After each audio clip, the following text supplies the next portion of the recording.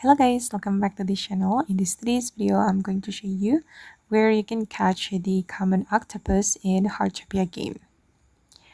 Okay, let's get into it guys. I'm going to show you my fish observation.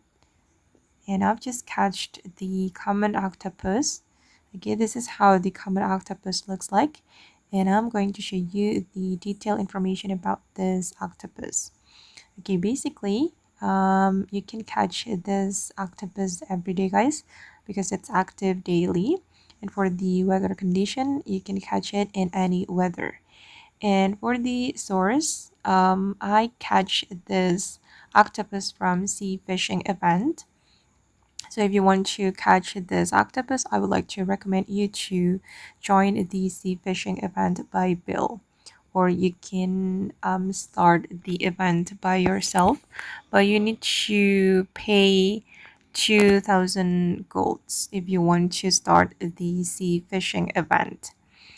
Actually, you can also catch this octopus here in the Zephyr Sea, but maybe it will be harder in catching the octopus if you do not join the sea fishing event.